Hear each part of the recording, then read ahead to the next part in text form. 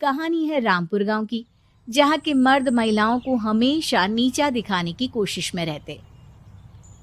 अरे अभी तक खाना नहीं आया क्या? मुझे एक और शादी करने की जरूरत है। नहीं जी नहीं, ऐसा मत करना, वरना मैं कहाँ जाऊंगी। खाना लेकर मैं अभी आई जी। गांव की पंचायत में भी फैसले हमेशा औरतों के खिलाफ ही रहते। मैं जो फैसला सुनाता हूँ वो भगवान की आज्ञा होती है। इस लड़के ने अपने मन से शादी करके अच्छा नहीं किया। लड़के को घर भेज दो और इसकी शादी इसकी जाति की किसी लड़के से करवा दो। लेकिन ये लड़की, इसे तो गांव के बाहर निकाल दो। नहीं नहीं जमींदार साहब, ये क्या बोल रहे हैं? ऐसा नहीं हो सकता।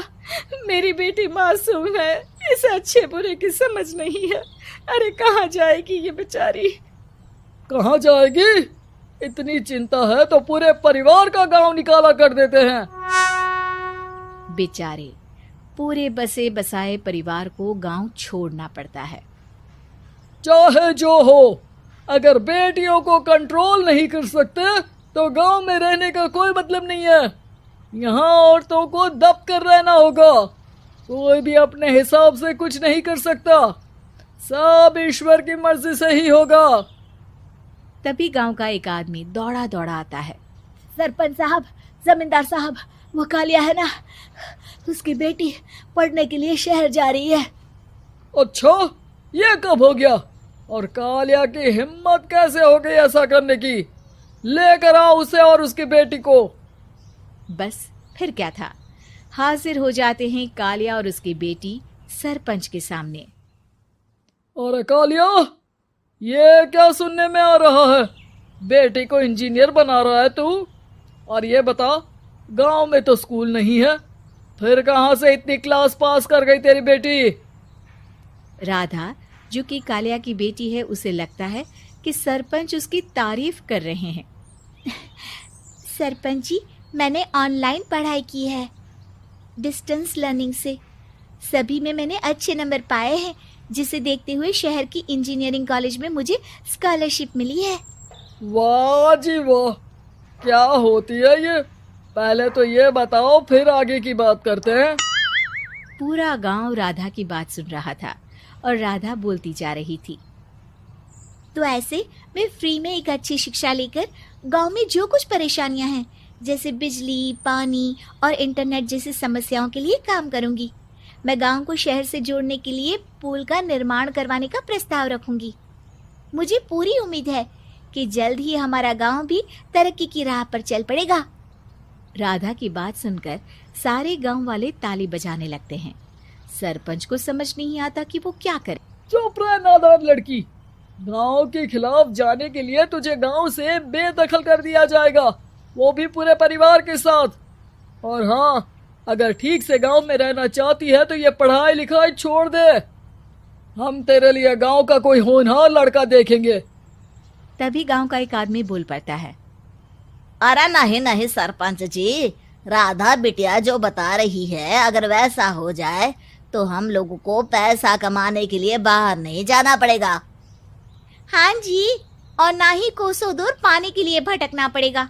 हमारे बच्चे भी अच्छी पढ़ाई कर सकेंगे और आगे बढ़ेंगे, ना कि हमारी तरह खेती करते बैठेंगे। क्यों गांव वालों, राधा बिटिया का साथ देना चाहिए ना। सरपंच देखता है कि गांव राधा के साथ है तो वो चुप हो जाता है। वो घर आकर अपने सलाहकार से बात करता है, जो बहुत ही चालाक किस्म का इंसान होता है। अरे सरपंच साहब, आपको बहुत ही होशियारी से काम लेना पड़ेगा। एक बार गांव तरक्की कर गया, यहाँ के बालक पढ़ लिए तो कोई ना पूछेगा आपको। और फिर ये जो बेटा और बेटी है ना आपके, इनको भी आम लोगों की तरह ही जीवन जीना होगा। हाँ, लेकिन करे तो क्या करे? वो ना आप मुझ पर छोड़ दीजिए, बस मैं जैसा बोलूं करते जाइए।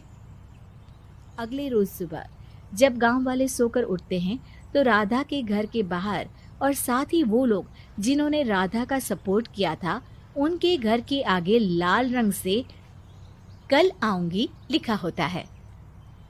कल आऊंगी, यह क्या होता है? अरे यह तो खून से लिखा है, लगता है कोई भूत प्रेत या चुड़ैल का साया है। चलो सरपंच जी के पास चलते हैं। सभी सरपंच के पास जाकर उसे सारी बात बताते हैं। अरे ये तो बड़ी मुश्किल की बात है। चलो मैं एक बाबा को जानता हूँ, उन्हें बुला लेता हूँ। सरपंच बाबा को लेकर गांव के घर के बाहर जाता है। ओहो, तो ये वो चुड़ैल है जो उन लोगों को निशाना बनाते हैं जो गांव को बदलने का सपना देखते हैं। वो गांव को ऐसे ही संपन्न देखना चाहती है। वो नहीं चाहती कि कोई बाहरी यहाँ का कायाकल्प करे। क्या तुम लोगों में से किसी ने गांव को बदलने की सोच रखी है? तभी राधा की माँ रोते रोते आती है। मेरी राधा घर से गायब हो गई है। अरे कोई तो बचाओ, मेरी बच्ची कहाँ गई?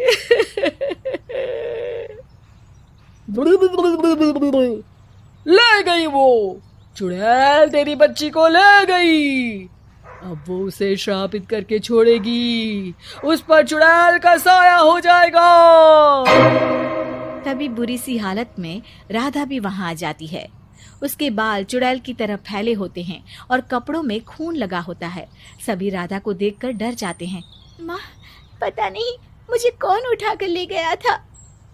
अरे दूर दूर हो जा चुड़ैल, अब हम लोग इस गांव में नहीं रुकेंगे। अरे कैसे बातें कर रहे हैं आप?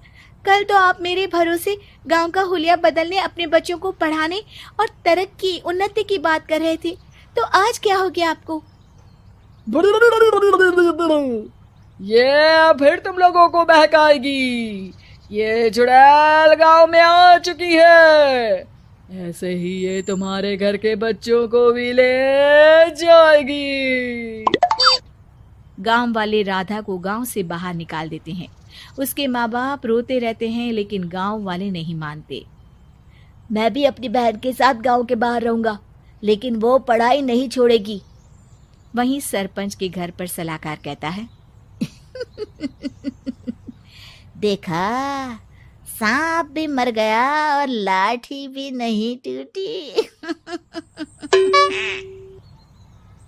लेकिन अगले ही दिन सरपंच के घर के बाहर भी वही शब्द लिखे होते हैं। और फिर सरपंच की बीवी कहती है, हमारी बेटी को किसी ने अगवा कर लिया है। तभी राधा का भाई वहां आ जाता है। अरे गांव वालों, मैंने सरपंच जी की बेटी को देखा था। वो चुड़ैल उसे उठाकर ले जा रही थी। अरे क्या मजाक कर रहे हो? नहीं नहीं सरपंच जी, आप नहीं जानते। वो चुड़ैल अब आपकी बेटी में आ जाएगी, जैसे राधा के अंदर आ गई थी। तभी सरपंच की बेटी वैसी ही हालत में वहां आती है जैसे राधा आई थी। पापा, पता नहीं कैसे मैं गायब हो गई थी। चुड़ैल, इसके अंदर भी चुड़ैल का साया है, मारो इसे। अरे नहीं नहीं, इसे भी राधा के पास गांव के बाहर ही भेज दो। अरे चुप रहो, मेरी बेटी कहीं नहीं जाएगी और चुड़ैल बुड़ैल कुछ नहीं होता है। अरे कैसे बात कर रहे हो सरपंच जी? आप तो बोल रहे थे कि आपका फैसला भगवान का ज्ञान होता है, तो अपने पर बात आई तो अब आप ऐसे बोल रहे हैं। अरे ना ना ना, आपको अपनी बेटी को त्यागना ही होगा। अरे बुलाओ बाबा को। राधा का भाई बाबा को ले आता है, जिसे अब गांव वालों के डर के कारण सच बोलना पड़ता है। मैं कोई बाबा नहीं हूँ, मैं तो मोची था। ये सलाहकार महोदय ने मुझे कहा था एक्टिंग करने को। अब वो मुझे पैसे देने वाले हैं। अब मुझे माफ कर दो।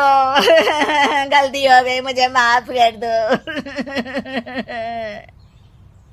तभी वहां राधा आ जाती है। देखा सरपंच जी, जब गांव के बच्चे साक्षर होंगे तो आप जैसे लोगों की चालाकी नहीं चलेगी।